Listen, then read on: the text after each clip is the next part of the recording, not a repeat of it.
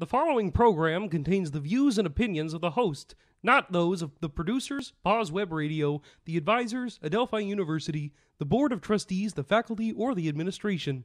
User discretion is advised. Hello, ladies and gentlemen. I am Mike. I am Steve. And you are in the wings. This week we're discussing Good Person of Szechwan. Topical, I know, but it's not our fault. The hurricane really messed up our schedule. Hurricane. What with the whole pause facility having to move above sea level and then back under. Yeah.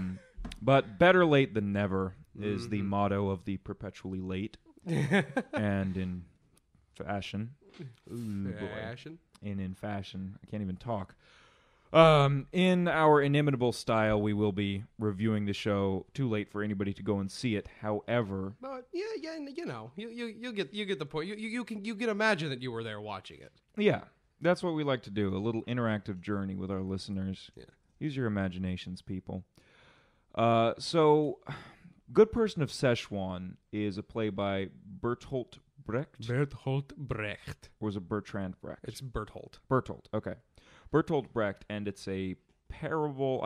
How would you describe it? I'd describe it as a parable. It's a show. We should probably get into the synopsis a bit later, but it's a very artsy, very stylistic kind of show. Yes. Where it's got a very, very obvious message it's trying to convey. Yeah, and the thing about Bertolt Brecht is that his plays are not only commentaries on the themes within the play, but staging is extremely important to him. Mm-hmm. So his plays are also a commentary on the world and the nature of theater itself. Right. Like, for example, to begin the show, there was a pre-show that lasted about 10 minutes that consisted of all the actors walking around and talking directly to the audience. And I've had that happen in a show before. Like when I've worked with Chesapeake Shakespeare, the actors will come out. I mean, they'll come out and talk to the people, but they don't do it in character. They don't. It's not a part of the show. It's not even a part of the pre-show. Whereas in Szechwan, they weren't in character. Correct? No, they were not. They were not in character, but it was most definitely part of the show. Mm-hmm. It's written into the script that the actors. It's like a Brechtian thing. It's one of those unspoken Brechtian things where before every Brecht show, all the actors will come forward, talk to the audience out of character, and throw everybody for a loop. Like, right. I was confused when that happened. Me too. And what they will do is when they take their places on the opposite side of the stage where they're supposed to be. So, as the play commences, all the actors walk across the stage to their actual places. Yeah, not even in character. They just kind of saunter across the stage.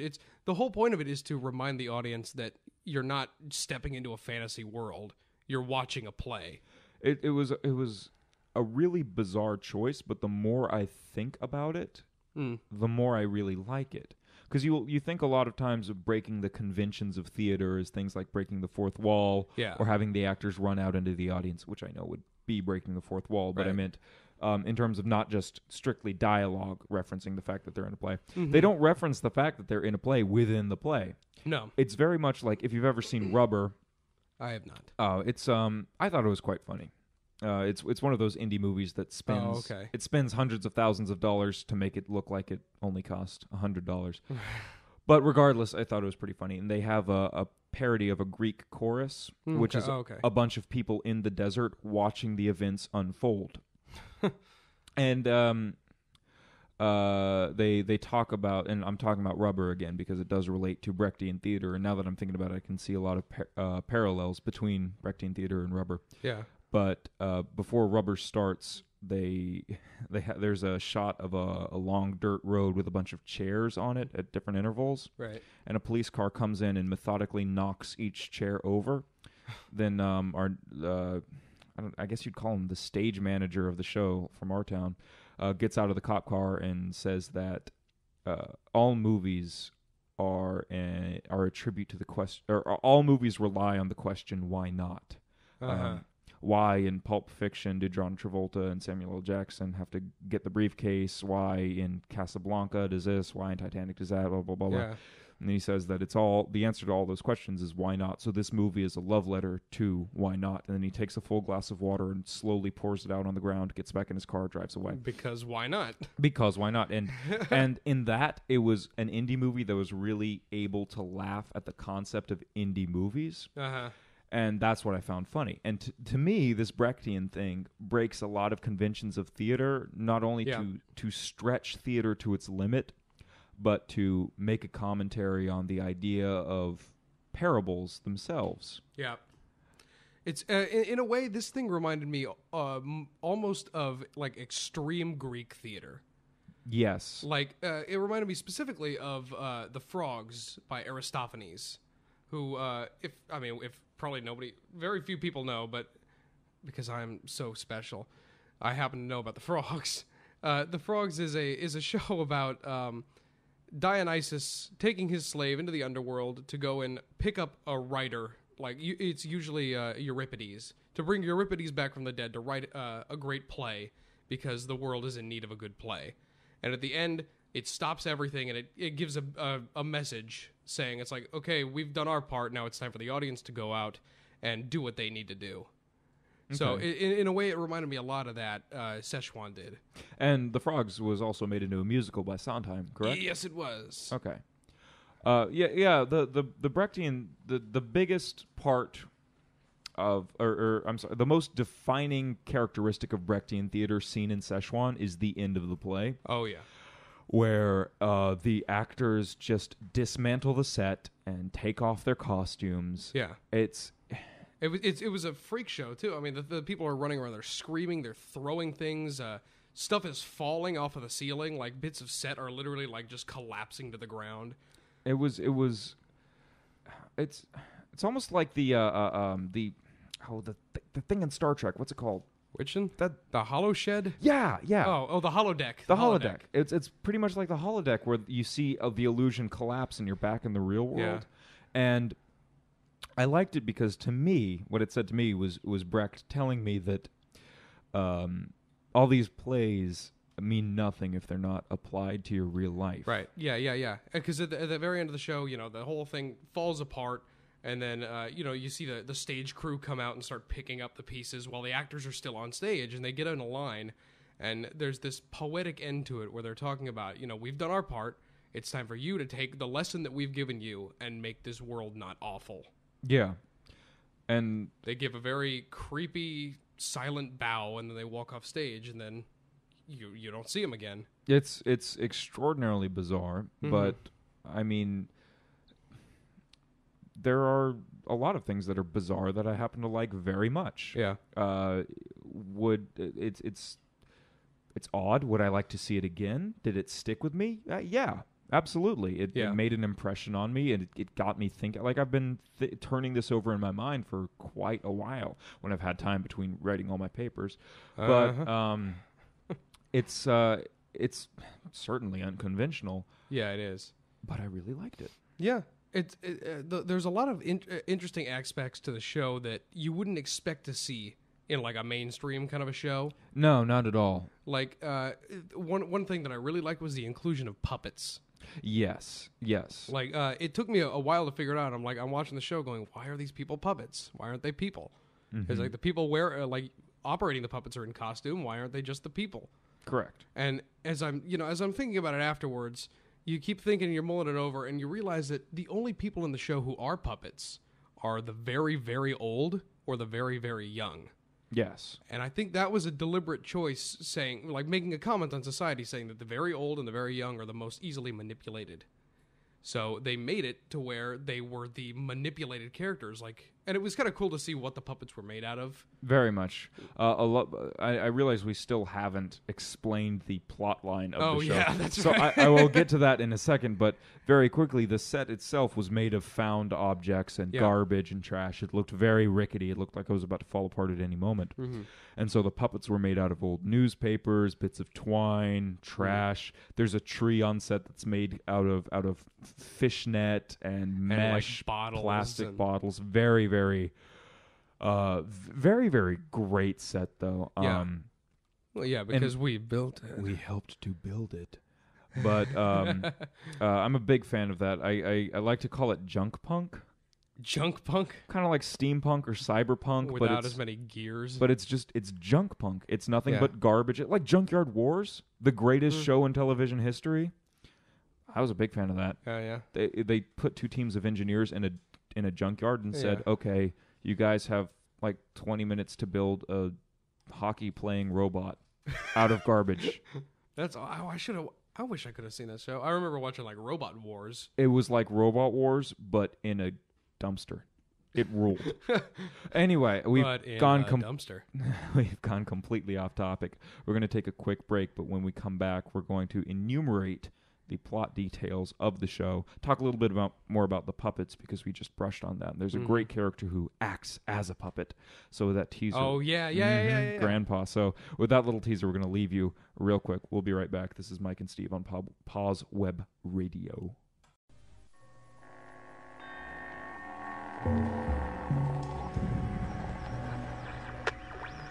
What's he building in there?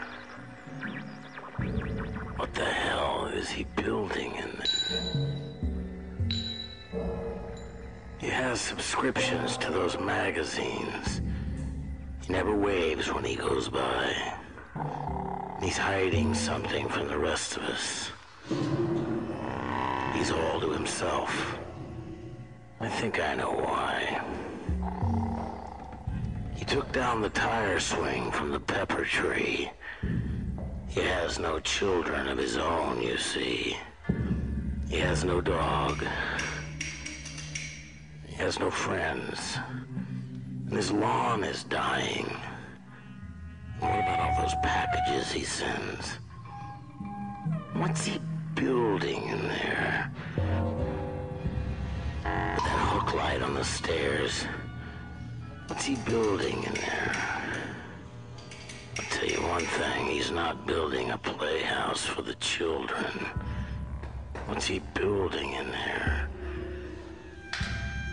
And what's that sound from underneath the door? He's pounding nails into a hardwood floor. And I swear to God I heard someone moaning low. And I keep seeing the blue light of a TV show. He has a router and a table saw. And you won't believe what Mr. Stitches saw. There's poison underneath the sink, of course. But there's also enough formaldehyde to choke a horse. What's he building in there? What the hell is he building in there? I heard he has an ex-wife in some place called Mayor's Income, Tennessee. And he used to have a consulting business in Indonesia. But what's he building in there? He has no friends, but he gets a lot of mail. I'll bet he spent a little time in jail. I heard he was up on the roof last night signaling with a flashlight. And what's that tune he's always whistling? What's he building in there? What's he building in there? We have a right to know.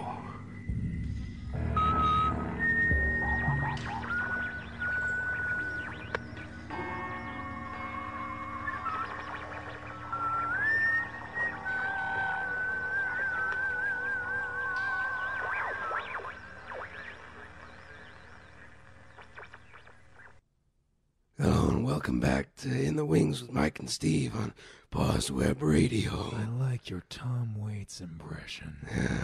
Well, we felt it kind of fit. There's a lot of, it sort of fits. It fits. It's a You thematic thing. It's one of those. It's a weird thing to put in there, but Plus, we missed our Halloween spooktacular. we were gonna have a Halloween spooktacular. I was going to have a Halloween spooktacular. Fantastic. Oh, I never get to wear my costume now that I think about it. I don't know. We're still going to have an outing. Anyway. Yeah, the hurricane effectively Grinched Halloween away. That's my joke. I love it. Okay. Yeah, let's get back into Szechwan before you reveal any more jokes I've stolen from you. Okay, very well. Like a magician who never reveals his secrets. Szechwan, when we left, we were talking about the puppetry. Yeah, and we were just about to get into the plot. So plot people of know what Szechwan. we're talking about. Correct. Now, since Szechwan is a parable, obviously, it can take place in any place or Any time. place, any time. But it's written to take place in Szechwan. Yeah, in China. Yes. And it's in a poor area of the town.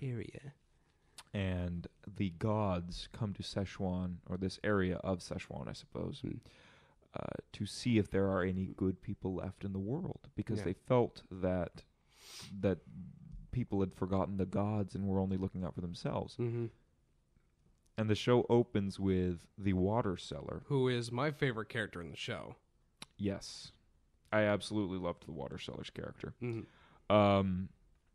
The water seller begins by introducing to the audience the fact that there are no good people in Szechwan, and he says, "I'm going to meet the gods at the gates, and I'm going to find them a place to live." And the gods of Szechwan come, and he finds them a place to live with a prostitute named Shinte. Yeah. Sorry, the thing about Shinte is she's also Shuta, who is her domineering, financially savvy, cutthroat cousin. Mm-hmm. Well, who appears to be that, at least. Yes. And she plays both characters. They're changed with a mask and a change in costume. The masks were cool. I love the whole thing about the show is they used a lot of really cool technical elements to spice it up. A lot of technical elements, I might add, from Greek theater. Right. Yeah, you get the whole puppetry thing. You get the masks, which added all kinds of cool stuff to the character. The cast themselves acted as a chorus at times. Oh yeah. I couldn't help but think anytime Shinte put on that mask to become Shuta, it just reminded me of Sam Eagle from the Muppets. I don't know why. It was just it was like a jagged looking mask. It was all very stylized, as we said. Mm-hmm. But more, I don't want to do the set a disservice by only describing it as found items. There was a lot of meticulous artistry and planning that went into building the set. Sarah Martin designed it, correct? Yes. Our history and application of theater technology professor designed the set, and it was beautiful. There was a loft. There was a sewer pipe that one character lived in. Sewer pipe was my favorite part. Sewer pipe was my favorite part. Besides, because I built it. Besides the lights coming out from underneath the slats in the wood. I loved that. See, I personally like the fog machines. Fog machines are always great. Just because anytime I try to use a fog machine in a show, it never works. And this time it did. This time it worked very well. But the puppets, which is another technical aspect that we were talking about earlier, we wanted to mention that there is one elderly character who is not a puppet. However, he is so old and decrepit that he behaves as a puppet. Right. And that would be the grandfather. I don't know if he's ever actually addressed by name within the his show. His name is Grandfather. Grandfather. I assume it doesn't say grandfather on his birth certificate, but that's how he's addressed by the other characters. Yeah, all right. Literal Steve here to ruin the joke. Anyway, the other characters have to support him and move him themselves, like the Who's Line game where Ryan moves Colin. Yeah. But it's very, very good, and he kicks off, I believe, the first song in the show. Yeah, the first song in the show, which is, I don't know if the songs have titles, but I call it How Everybody Dies. Yeah, How Everybody Dies, or Why Do the Gods, or something like that. No, that's Shente's song. Is it? Yeah, that's the one from later in the show. See, my problem is whenever I see a show, any musical, I just sort of mix all the songs into one. I can't keep track of different songs. They were all of the songs were phenomenal. Oh yeah, they were crazy. Some of them. My favorite part was the trumpet solo. That was my favorite part too. Yeah. There's one part where. Yeah, there's a bit in the water seller has a song later in the show where he comes out and it's like I want to say like a death metal song. A little bit. Yeah, I guess you could call it that. He comes out and he's screaming because people aren't buying his water. And then Armand Lane in the show, he comes out and the thing looks like a plunger, but I guess it's like a rusty old horn. And he does a trumpet solo. That was my favorite friggin' part of the show. It kind of looks like you see in the cartoons, like the old hearing aid things that look like a phonogram. It looks like that, but really stretched out. Yeah. And he plays it like a trumpet, and it is so good. Yeah. Not just the fact that it's garbage what he's playing, but the sound of it is. It's amazing. Is it really? Oh yeah. I remember asking him about it. I'm like, was he playing a plunger? No, apparently it is like an actual horn that they found. Well, it's very... One, it looks like garbage. Two, it's very good. But let's not insult the horn. The horn didn't do anything. Well, the horn surpassed expectations. Okay. It's one of those don't judge a book by it's a story within a story. You want to judge the horn because it looks like it's all rusty, but the horn still makes music. You say that facetiously, but I think that Brecht would be sitting there going, "Sing it, sister." I mean, that's a big element of the show, is that there's a lot of things crumbling down and a lot of people who have to appear very hard and very mean, but you understand that they're just doing it out of necessity, that society doesn't allow us to be good people. Yeah. Okay, so before we stray away from the topic and keep talking about the set and all that stuff, let's give a really brief overview of what the plot is so people know what we're talking about. We already said that the gods come in. He finds them a place to stay with Shinte, the prostitute. And Shinte, they reward her with silver, and she buys a tobacco shop. Yeah. And she so far on their journey, because they've started their journey in I think... what is it, Beijing or something? They've gone to a couple towns before Szechwan. They get there, they're like, we haven't found any good people yet. They find Shinte. They put all their hopes in her, saying she's the one good person we found, and they go along their journey. As the show progresses, you find out that they haven't found any good people anywhere except for her. So they're kind of still riding on her, right? To be a good person. So in order to help her out, they give her some silver, so she buys a tobacco shop. But you find that all the other people in the show are just like they're like taking advantage of her because she's such a nice person, right? That she can't even live herself. So what she does is she calls in her cousin, Shuta. Yeah. Well, it's not. She calls him in, right? But it turns out that the stress of trying to be a good person in this like indecent time has caused her to come up with another like persona for herself. So what she will do is she'll literally dress up like a man and become her cousin, who is like the worst person ever. Like he's a cheapskate and he cheats people out of their money and he like racketeers. He does all this stuff, which provides a better life for her. Although you could say that he doesn't even cheat people or racketeer. He just does what's needed to be done. He does the really hard, necessary stuff to get her to stay alive. I mean... It's a very strange thing. It's she does all the best stuff for people. Then he comes in and he makes the hard decisions to make his own life better, so she can do more good stuff. Mm-hmm. But it's still like people just don't know how to take it. It's like they can't accept something to be selfless. Like they always think that there's something behind it. So they call Shinte the best person. They call Shuta the worst person. Correct. And it becomes this strange thing where eventually Shuta takes over, and you see more of him than you do of her. Yes, we have vacancies. 12 cabins, 12 vacancies. Was that Psycho? That's Psycho. Oh, I got one. There we go. Okay. But, so as the show goes on, she falls in love, and the guy turns out to be a scumbag. Yes. She falls in love with a grounded pilot. Yeah, a grounded pilot. And he ends up using her just to try to get back in the air. Yeah, but she figures it out whenever she dresses up as Shuta, and then he... her fiance spills his soul to Shuta for whatever reason, and now she knows about it. Correct. So it becomes this really hard thing because she is in love with the guy, but he's also a scumbag, and she knows it. Yes. And she knows that he's using her, but she can't stay away from him. There's also a subplot with the barber breaking the hand of the water seller. Oh, yeah. The barber, also one of my favorite characters. Mm-hmm. His mustache was made out of...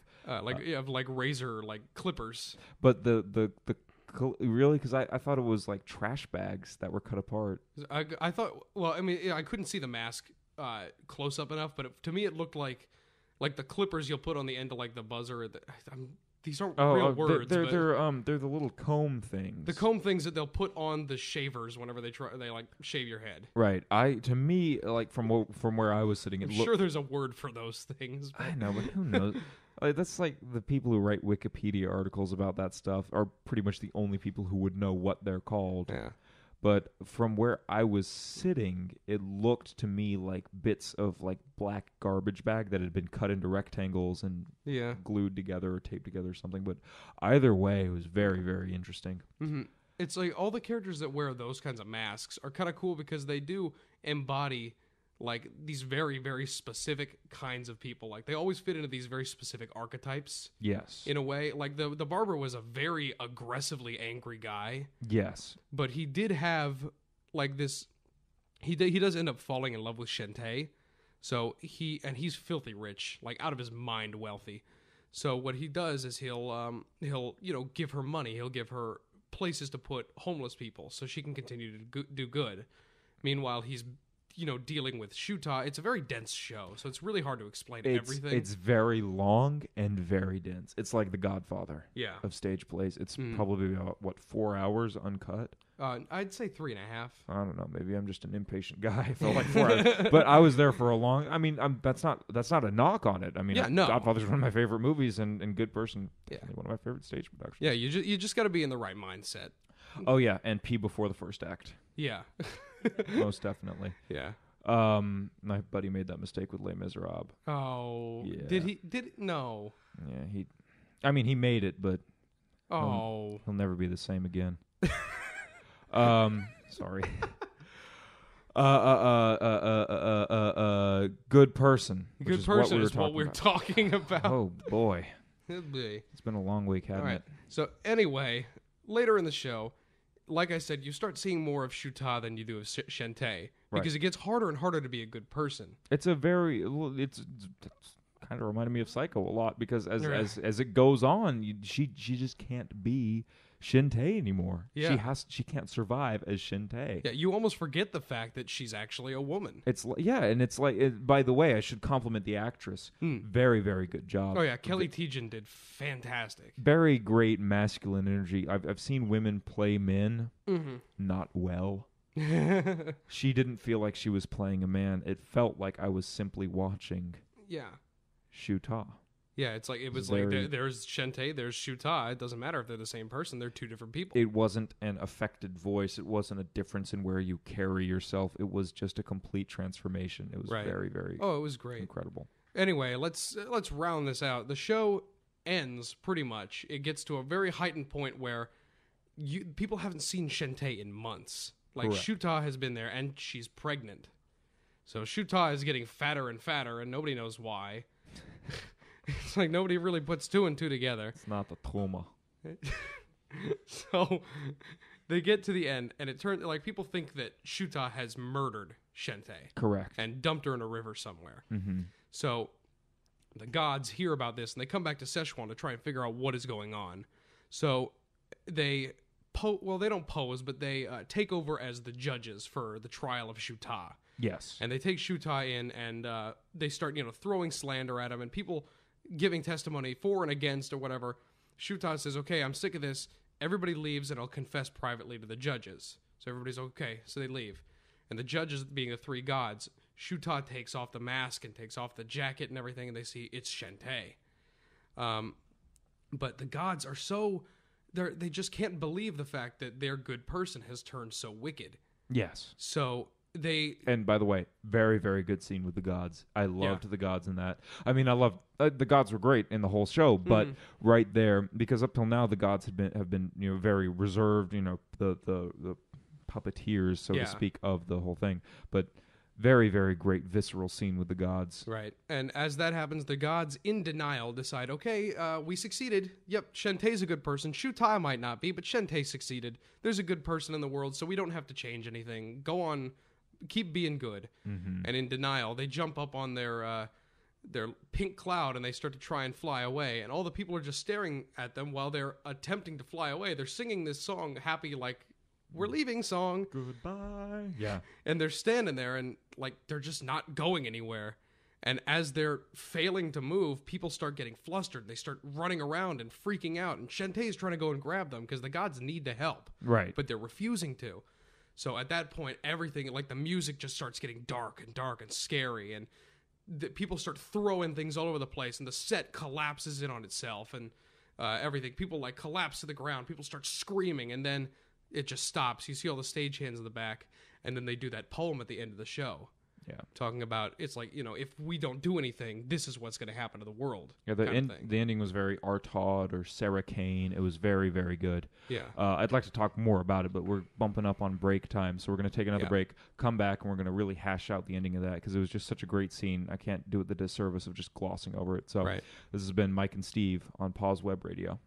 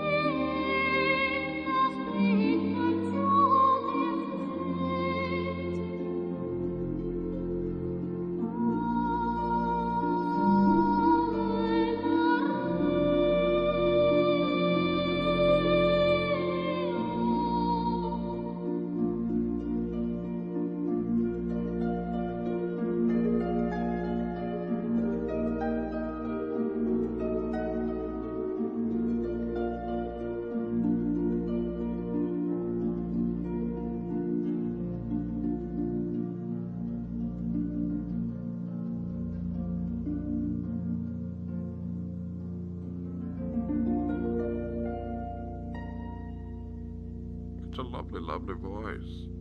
I'm still gonna do my Tom Waits impression. I don't care. You're not gonna jump into the whole Bane thing? Well, Batman sounds kind of like Tom Waits. Where's the girl? Where's that trigger? Anyway, What are we talking about? the ending of Good Person of Szechwan. Oh yeah, that's kind of like Batman. Kind of. Except Also, the there's song is good because Hitman's coming out soon. No more Hitman. Anyway, We were talking about the ending. No, we're talking about the good. Ending Oh, of you Good- were saying yes, that. that's what. But I was doing it in my Hitman impression. Oh, You didn't let me. no, I didn't. Ending of Good Person of Szechwan. Yeah. What? Where did You know what I we say leave about off? that impression? It's a lovely, lovely voice. Well, thank you, Bane. Anyway. right, let's man. Okay, dismantling. Oh, right. Because when she's talking to the gods, it's very hard to leap back into this because I don't know if you know this, but we do these breaks in real time, so we have 15 minutes to get very, very incredibly unfocused, and then Yeah. we must bring ourselves back into it. Yeah. Anyway, the ending of Good Person of Szechwan I enjoyed immensely because of the implications it had about higher powers and the nature of good, Mm-hmm. because of the gods' unwillingness to believe that it's impossible to be good. Yeah, That it's like it's The their, gods have this impossible expectation. Yeah, it's their unwillingness to believe that maybe they made a mistake. Yeah. And so what do? They give up, and this just creates just this raw pain. Yeah. Just like peeling the flesh from a wound, and you just see the people, you see it looks like a wound. The people who are so like that's why that's why I say it's like Sarah Kane or something in the style of R. Todd. It's experimental. It's very raw. It's very visceral. It's like it's something you don't want to sit through for more than 10 seconds. But you sit through it for a good 2-3 minutes, and you watch these people just fester. And it's heart-wrenching and sickening, and it leaves it leaves an impression on you that never goes away. Yeah, it's just there's like a void there going, okay, I guess I need to go and Be a good person. be a good person. Let me open a charity for puppies or something. Oh my God! Yeah. But as I was saying before, or like the thing that I immediately thought of whenever I saw the ending of the show, I don't know why. It's because I was on a kick for a while. I was watching every obscure Sondheim show that existed, and I came across The Frogs, Right. which is an adaptation of the one by Aristophanes, but it's an update, so it's a little bit more accessible. Right. It reminded me of the first thing I thought of was like, oh, this is like the ending of The Frogs, only spun up for drama rather than comedy. Correct. Where it's like at the end of basically the end of The Frogs, he goes in the updated version, he goes to the underworld.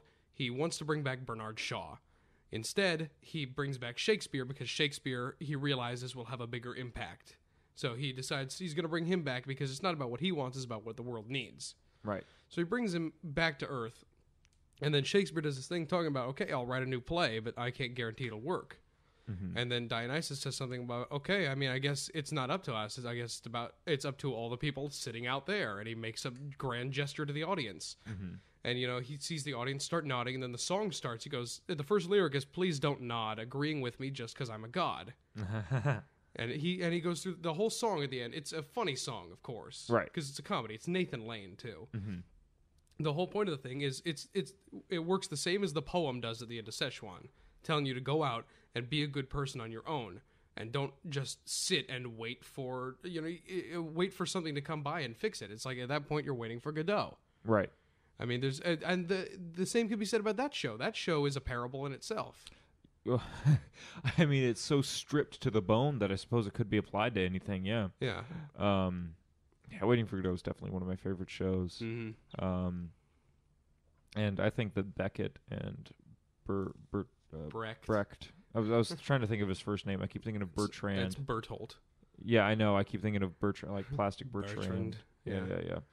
But I think that he and Godot would have, he and Beckett would have gotten along pretty well. Yeah, I mean, now that I'm thinking of the ending of the show, I'm like, this is a great ending. It makes a great commentary on on social isms of the time or whatever, and then I think it's like, oh, this is also like that show, but this show was funny. This show made me feel a different way, but it still gave the same message. And then I'm like, oh, wait a minute, it's also like this show. Right. It really could be interpreted any way. And I realize that a lot of shows do this, but they're not as blatant about it, I think. And Brecht. Yeah, Brecht. I just call him Berber. Berber. That's how I go. Brecht. Brecht is kind of like the Penn and Teller of theater. Okay. Just unmasks everything and tells you what's going on and shows you the inner workings. And it doesn't take away from the impact right. of theater. In fact, knowing what's happening somehow, at least for me, makes the impact a little more powerful. Yeah, I mean, it goes out of its way to make you certain that, you're not going to step into some fantasy world where this is, a bunch of characters in a different place or whatever. It's like they're very clear. It's like you are watching a play. Right. And this is a play, and this is something that we're going to tell you. You're going to listen to it. Yeah, it's like a dissertation or a manifesto. Yeah. Rather than just a play, a child's play, like a kid pretending. It's all right, check it out. I'm about to drop a truth bomb on you. Yeah. And you just drop the mic and walk off the stage. Yeah. It's like I'm after you drop a truth bomb. Yeah, drop the mic, walk off the stage. Jeez. But I think it should also be noted that while we're totally just praising Brecht and the way that the show was done, we should also say that the impact was made because of the actors as well. Because of the actors, because of the directors, because of all the technicians that put this thing together. Right. It's I mean, of course Brecht is great, but the people that made this, I mean, we talked a lot about the technical aspects of it, so I'm going to give a little credit to the actors as well. This is not an easy show to act. No, so many people are not playing characters; they're playing archetypes, Yeah. or they're playing or they're puppeteering, and the puppeteering was masterful. And they didn't even like it. People don't understand puppeteering. You can turn your sock inside out and pretend, but actual puppeting is a hard thing to do. Very, very, very difficult. Especially when you're working with puppets like this that don't have faces. Don't have faces, are made of trash. It's the actors had an insurmountable challenge, and they surmounted it. They surmounted it. It was great.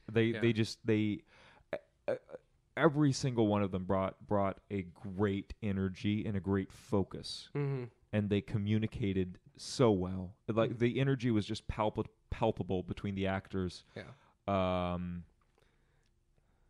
Whether it was the little boy, the thief, the police officer, I was a big fan of. Yeah.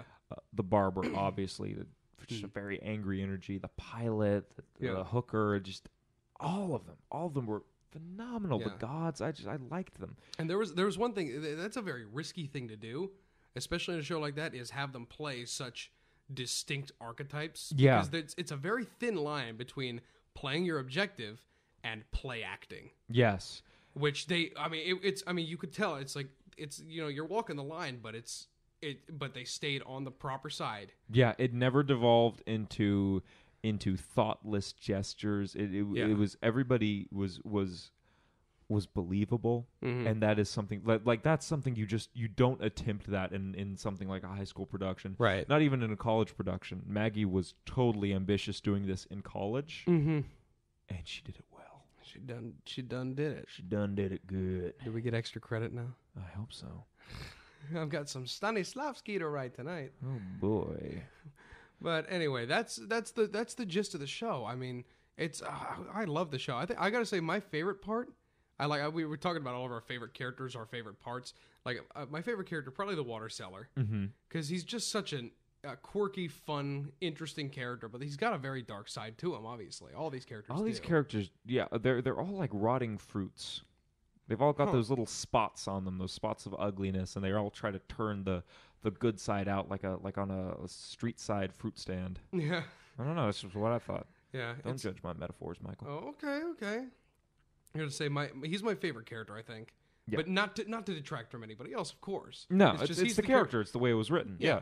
I'd say one of my favorite parts, just because it was so bizarre and I appreciated it so much, was the trumpet solo in that one song. I was hoping you weren't going to say the trumpet solo because that was my favorite moment of the play. Right. I was like, oh my God, that sounds amazing. Yeah. I mean, not to mention, we didn't even make mention of the fact that there was a live band playing. Oh my God, I don't know how we forgot that. Yes, they played instruments made of garbage on stage. It was like Stomp or the Blue Man Group or something. It was just awesome. Yeah, but I got to say my 100% favorite part of the play is there was a scene in Act 2 where Shente learns that she is pregnant.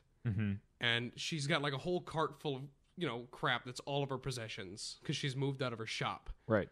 And she like goes into her head for a second. She's like, there's a little person growing inside of me. And she's like, oh man. And she reaches into the cart and she pulls out a puppet that's a baby. But all the puppet is a head. and it's got like it looks like a Buddha head almost, Right. and it's got just like silk flowing from it. That's like the body. Mm-hmm. And she does a whole like 3-4 minute long scene where it's just her and the baby, and there's barely any dialogue, and it was the most moving thing I'd ever seen. I know what you're talking about.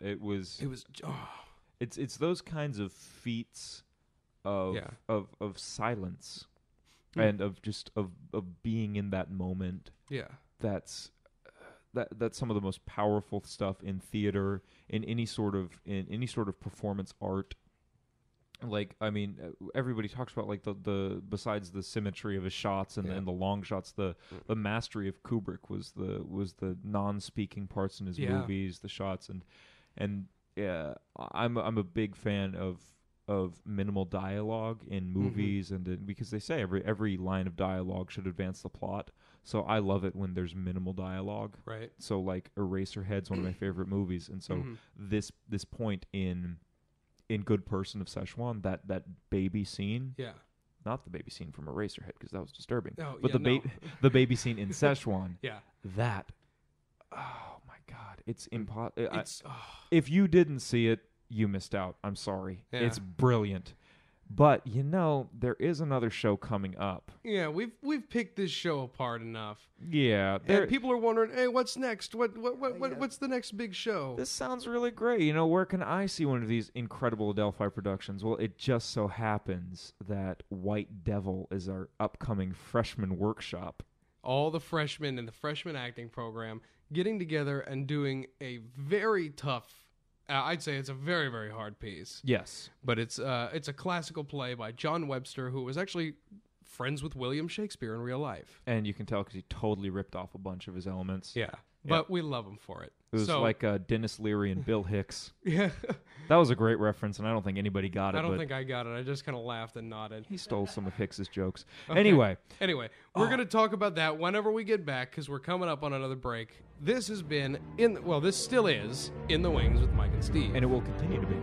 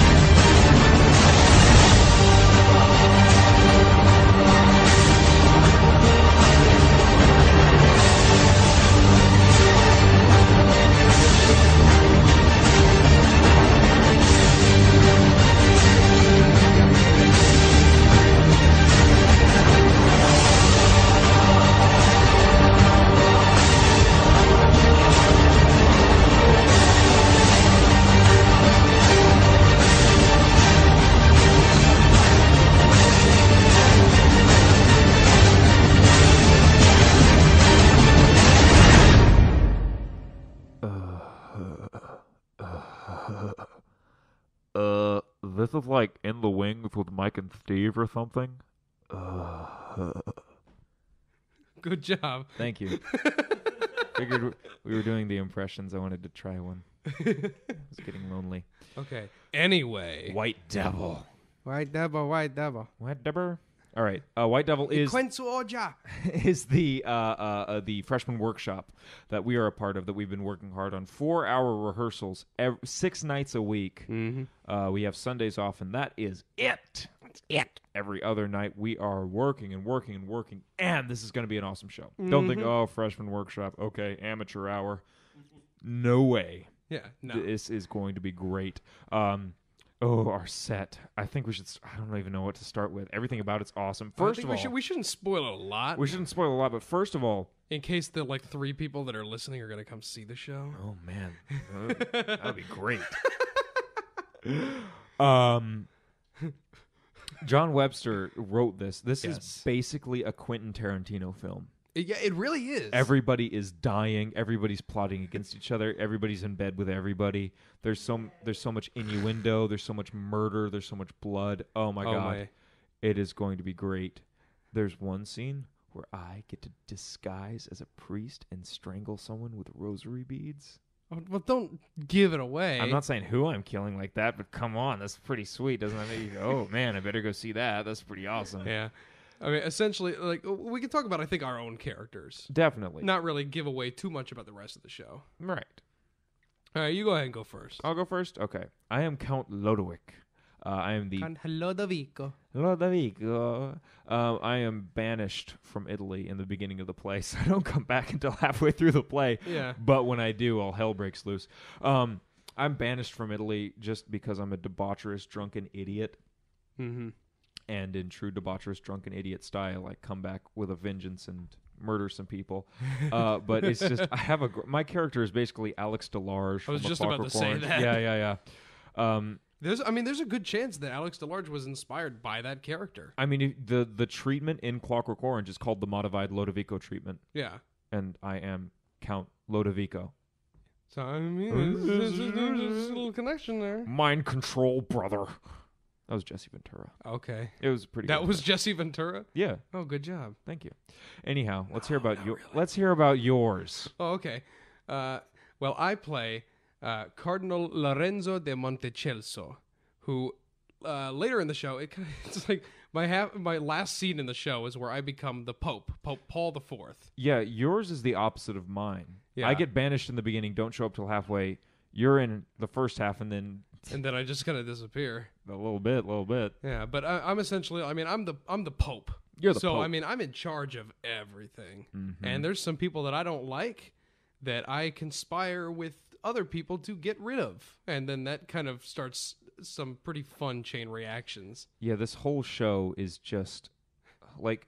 Do you remember that scene in Inglourious Bastards where they're navigating with the guns held, or they're negotiating with the guns held under the table? Yeah. That's this whole show. You saw Inglourious Bastards? I'm familiar with the scene. Oh, okay. You need I to see still the movie. need to see it. I know. I will watch it when you watch No Country for Old Men. How does that sound? I'm 5 minutes into it. You need to start the other one. I will. Anyhow, this whole show is just everybody's sitting on a powder keg, Mm-hmm. and the set reflects that so well. Yeah, no, we can't even talk about it. We can't talk about the set. We can't even talk Can't about talk about the set. We can't talk about how incredible this set is going to be. Oh my God, we should totally talk about how incredible this set is. I don't think we should. It's going to be so incredible. It's going to be incredible, and they're going to have to see it for themselves. They're going to have to see it for themselves. December 8th and 9th. Mm-hmm. What time? I don't know. In the Black Box Theater at the Performing Arts Center. Just hang out there all day. A show will eventually start. Get there at 8 in the morning. We won't make you pay for a seat if you get there early enough. We will. Will we? I'm not in charge of that decision. Yeah, I mean, we won't. I but won't, the Performing Arts Center might. Yeah, I mean, you can walk on stage if you desire. You will probably just be forcibly removed. Yeah. But as long as But, I mean, it'd be worth it to walk on that incredible set. Oh, you're going to be so jealous. So jealous. It's going to be so incredible. And this has been 5 minutes of us going, it's going to be incredible. We can't tell you. But I mean, I hope that your interest is piqued. It should be. It should be. It's going to be awesome. I mean, the whole show, and I mean, it's a classic show So, but it's not going to be like lost on the audience. Like it's not, the language is not a barrier in this show. No. The thing is, Shakespeare loved language, and Shakespeare and Webster are contemporaries. Shakespeare loved language. Webster's not as smart. I can imagine them kind of like as Pinky in the Brain. Webster's not as smart. What made Webster's plays so hard to get into was that not only was he very long-winded, but it had a lot of stuff to do with the politics of the time. Yeah. It's like a lot of references that unless you were there, you wouldn't understand. You had to be there, basically. And what our director Carrie Prep did was he took the script and just cut it in half, and he took out all the boring references. Every single line of dialogue advances the story. Everything that's just fluffy language to show how smart John Webster was about how things were happening whenever he was alive. Yeah. That's all gone, and it's down to the blood. It's down to the bones and the blood. Yeah, that's what it is. It's very streamlined. We trimmed the fat totally. So you're not gonna sit there and hear, oh, forsooth, he goeth there. Yeah. It's very, very visceral. It's pretty simple language for a classical play like this. So you're not gonna get hung up going, what does to be or not to be mean? Yeah. No, it's that was a pretty bad example because it's pretty easy. It's pretty obvious what to be or not to be means. Like, it's to be or not to be. Those are all words that exist. I think that was literally the worst example. It was probably the worst example I could have bought. But I guess then we should turn it around and say it's going to be or not to be. Yeah, it's going to be that simple to understand what's going on. There's just a few F's added on the end of some words, but it's I'm going to murdereth him. Yeah, pretty much. It's and then he murdereth him. In a really awesome way. Oh, definitely. Yeah, and the music that we played right before the segment, that's Requiem for a Dream. Everybody knows Requiem for a Dream. Totally.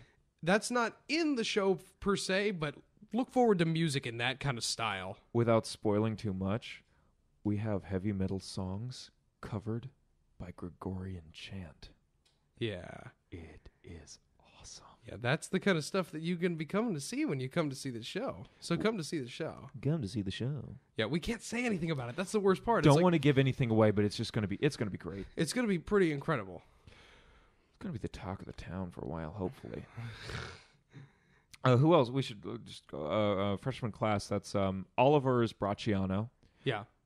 Amar Ben Kuka as Francisco. You as Monticelso. Me as Lodowick. We're gonna go through the whole cast right now. Just the big Alex August Vittoria. Timothy Oriani is Flaminio. I just realized that we totally did this without letting them know who the characters were. Oh yeah. Well, there's people in the show and they do things. They do a lot of things, and a lot of it involves murder and sex and lying about murder and sex. And murdering about sex and lies. Yeah. Murdering based on lies. Sexing based on murder. It's all over the place. Murdering during sex? Or did we cut that part? I don't think that's in it. I think it's heavily implied. Definitely. But I don't think it's in it. Anyhow, this has been In the Wings with Mike and Steve. Be sure to follow us on Twitter at Mike and Steve AU. Check out the Pause Web Radio Facebook page as well as our own personal Facebook page. And check out our website which hasn't been updated in months, but it's still there. It's webs.com/inthewingsau.